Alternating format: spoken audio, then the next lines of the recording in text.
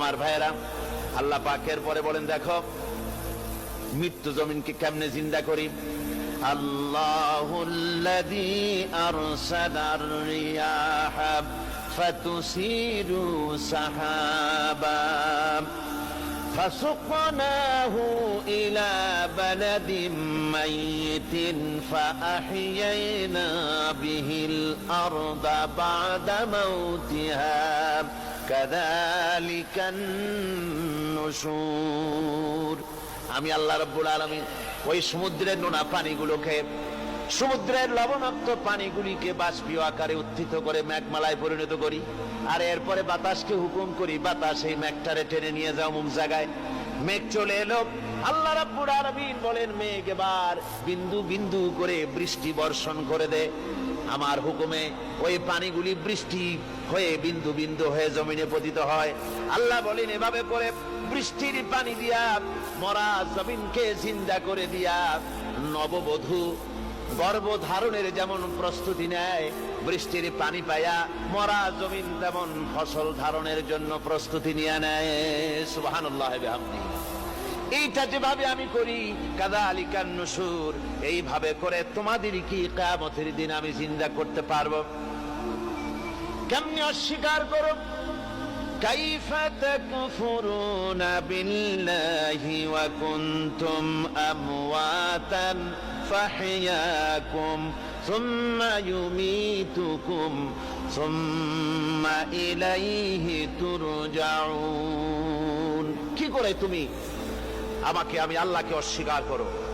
কুনতুম আমওয়াতান, তুমি ছিলে নিষ্প্রাণ, ফাহইয়াকুম, এরপরে আমি তোমাকে জিন্দা করলাম, সুম্মা ইউমীতুকুম, এরপরে তোমাকে আমি মৃত্যু করব, সুম্মা ইউহয়ীকুম, এরপরে তোমাদেরকে আবার আমি জিন্দা করব, সুম্মা ইলাইহি তুরজাউন, এরপরে তোমাদের সকলকেই আমার কাছে ফিরে আসতে হবে।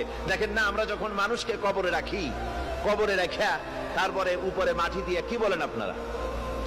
মিনহা খালাকনাকুম, পড়েন মিনহা খালাকনাকুম ওয়া ফিহা নুঈদুকুম ওয়া মিনহা নুখরিজুকুম তারাতান উখরা।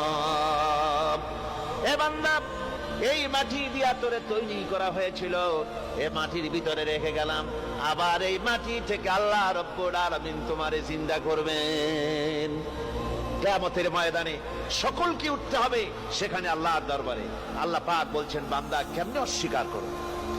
ইন কুনতুম ফি রাইবিম মিনাল বা'স ফাইন্না খালাকনাকুম মিন তুরাব।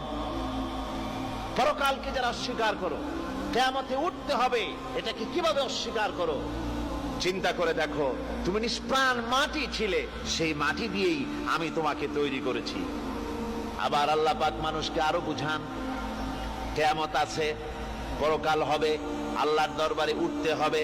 আলাম ইয়াকুনু ফাতাম মিন মানিয়্যিন ইউমনা, তুমি কি মাতৃগর্ভে নিক্ষিপ্ত এক ফোঁটা পানি ছিলে না?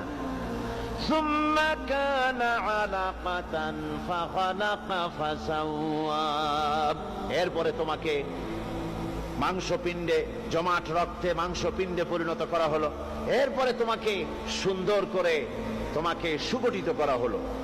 ফাজআলা মিনহু যাওজাইনির যাকারা ওয়াল উনসা, এরপরে মাতৃগর্ভের ভিতরে আমি এটাকে পুরুষ বানালাম, কন্যা সন্তান অথবা পুত্র সন্তানে পরিণত করলাম।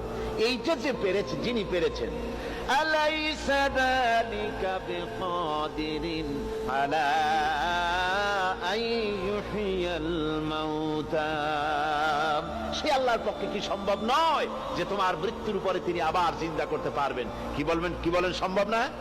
তিনি পারবেন না? নিশ্চয়ই তিনি আবার কিয়ামতের মাঠে আমাদেরকে হাজির করতে পারবেন, এতে কোনো সন্দেহ নাই।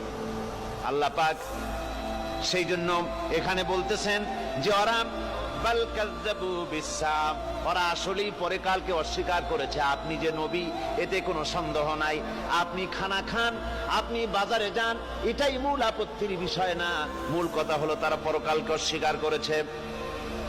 আল্লাহ পাক বলেন وأن الساعة آتية لا ريب فيها অবশ্যই সে সময় আসবে, সে কিয়ামত আসবেই, এতে কোনো সন্দেহ নাই। وأن الله يبعث من في القبور আর আল্লাহ পাক তিনি কবরের মধ্যে অন্তর্হিত যা কিছু আছে সবাইকে কিয়ামতের দিন আল্লাহ পাক ময়দানে উঠাবেন। কিয়ামতে আল্লাহর দরবারে সকলকে হাজির হতে হবে। আমার বন্ধুগণ, আল্লাহ পাক বলেন ওয়ালাকাদ খালাকনাল ইনসানা মিন সুলালাতিন মিন তিন। লক্ষ্য করো, তুমি ছিলে মাটির নির্যাস থেকে তোমাকে তৈরি করা হয়েছে। শুধু মাটির নির্যাস থেকে তোমাকে কোনো মডেল ছাড়া, কোনো ধরনের আদর্শ ছাড়া, কোনো ধরনের নমুনা ছাড়া তোমাকে সৃষ্টি করা হলো। সুম্মা জাআলনাহু নুতফাতান ফি ক্বারারিম মাকিন। এরপরে মাতৃগর্ভের একটা অত্যন্ত সুরক্ষিত জায়গায় তোমাকে সংরক্ষণ করা হয়েছিল।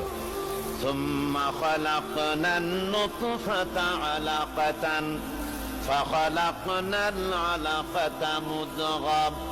রক্তপিণ্ডকে, নাপাক পানিকে জমাট রক্ত করেছি, জমাট রক্তকে আমি আবার গোশত পিণ্ডে পরিণত করেছি। ফাকাসাউনাল ইযামা লাহমা। এরপরে সুন্দর করে চামড়া দিয়া, গোশত দিয়ে একটা আকৃতি তোমাকে দান করেছি। সুম্মা আনশানাহু খালকান আখারা ফাতাবারাকাল্লাহু আহসানুল খালিকিন। এরপরে সুন্দর একটা বিশেষ একটা আকৃতি দিয়ে তোমাকে আমি সুন্দর করে সুগঠিত করে তোমাকে তৈরি করেছি। সুম্মা ইন্নাকুম বা'দা যালিকা লামাইয়িতুন। এরপরে আমি আল্লাহ রাব্বুল আলামিন তোমাকে মৃত্যু দেব, অবশ্যই তোমাকে মৃত্যুবরণ করতে হবে। সুম্মা ইন্নাকুম ইয়াউমাল কিয়ামাতি তুবআসুন। এরপরে কিয়ামতের দিন আসবে, ওই বিশেষ মুহূর্ত আসবে, সেই নির্দিষ্ট সময় আসবে, ওই কিয়ামতের মাঠে আল্লাহর দরবারে তোমাদের সকলকে উঠতে হবে, কোনো সন্দেহ তাতে নাই।